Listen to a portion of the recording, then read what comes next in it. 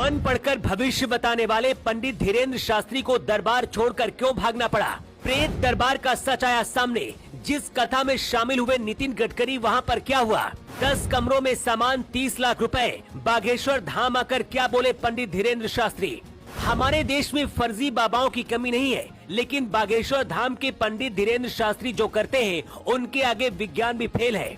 सिर्फ हिंदुस्तान ही नहीं, बल्कि इस वक्त पूरी दुनिया में बागेश्वर धाम की बात होती है। इसी हफ्ते जब धीरेन्द्र शास्त्री अपना प्रेत दरबार लगाने के लिए नागपुर पहुंचे थे, दावा किया जा रहा है कि वहां से उनको दरबार छोड़कर भागना पड़ा। पंडित धीरेन्द्र शास्त्री के इस कथा दरबार में शामिल होने के लिए मोदी सरकार के मंत्री नितिन गडकरी भी शामिल हुए थे। इसके साथ ही महाराष्ट्र के उप मुख्यमंत्री देवेंद्र फडणवीस भी पहुंचे थे।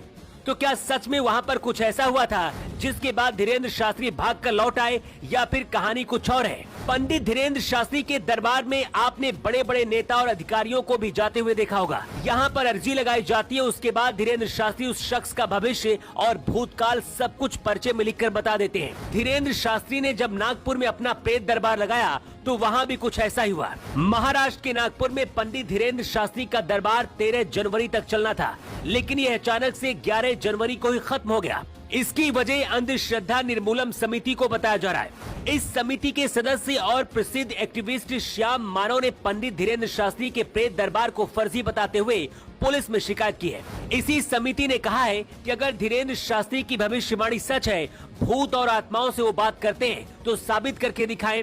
सही साबित हुआ तो हम 30 लाख रुपए उन्हें इनाम भी देंगे। समिति अपने 10 लोगों को शास्त्री के सामने लेकर जाने वाली थी। उन्हें अपने अंतर ज्ञान से सबके बारे में बताना था। इसमें उनका नाम, नंबर, उम्र और उनके पिता का नाम बताना था।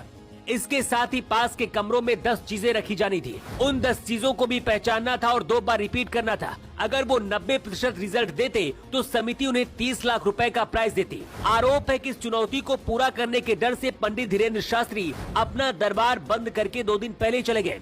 अब इसकी पूरी सच्चाई क्या है?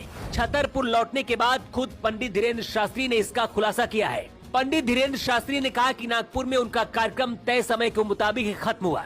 पंडित धीरेन्द्र शास्त्री ने कहा कि जब तक हम वहां थे, क्या वो समिति के सदस्यों के बाप मर गए थे या उन्होंने हाथों में चूड़ियां पहन रखी थी?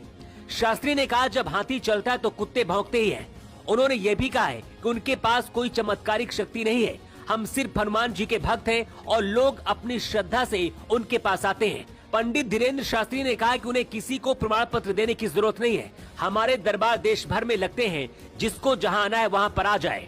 पंडित धीरेन्द्र शास्त्री कहते हैं कि हनुमान जी ने ऐसे समय में हमको चुना है जब सनातन धर्म को पाखंड कहा जा रहा है, जब संतों और पंडितों को पाखंडी, धन कमाने वाला और लालची बताया जा रहा है। ऐसे वक्त में बालाजी की कृपा हम पर हुई ताकि हम ऐसे लोगों को तमाचा मार कर ये बता पाएं कि सनातन पाखंडी धर्म नहीं है, सनातन विज्ञान का भी बाप है।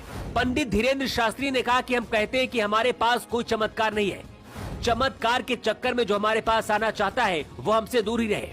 इससे पहले भी बागेश्वर धाम की कई बार परीक्षा लेने की कोशिश की गई है, लेकिन सच यही है कि आज तक कोई भी सफल नहीं हो पाया है। तो क्या बागेश्वर धाम और पंडित धीरेन्द्र शास्त्री को बदनाम करने की कोशिश की जा रही है, या फिर कहानी कुछ और है? आपकी क्या राय है? कमेंट बॉक्स पर आप अपना जवाब लिखकर बता सकते हैं।